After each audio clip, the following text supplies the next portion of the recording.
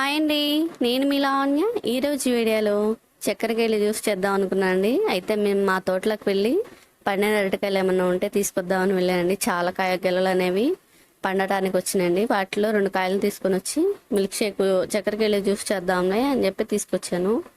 ఇలా మిక్సీ జార్లో మనం 2 అరటికాయలని అప్పుడే ఫ్రెష్గా ఉన్న వాటిని నేను ముక్కలు కట్ చేసి పెట్టుకొని 2 కప్పుల చిల్లెడు మిల్క్ని యాడ్ చేశాను.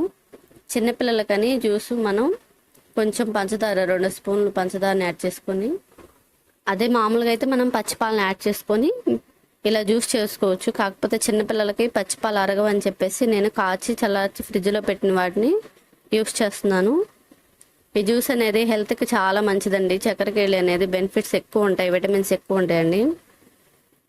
మన తోటలో నుంచి మేము తెచ్చుకున్నాను కాబట్టి అవి ఫ్రెష్గా ఉన్నాయండి, చాలా ఫ్రెష్గా ఉన్నాయి కాయలు అనేవి. ఇలా మనం ఒక 2 మినిట్స్ వరకు మిక్సీ చేసుకుంటే ఇలా స్మూత్గా వస్తుందండి. వాటిని వేరే దానిలో సర్వ్ చేసుకోండి గ్లాస్లో. పిల్లలు స్కూల్ నుంచి రాగానే ఈ జ్యూస్ ఇస్తే చాలా ఇష్టంగా తాగుతారు. తప్పకుండా ఈ రెసిపీని ట్రై చేయండి. సింపుల్ రెసిపీ, ఎక్కువ ఇంగ్రీడియంట్స్ కూడా మనకి అవసరం లేదు.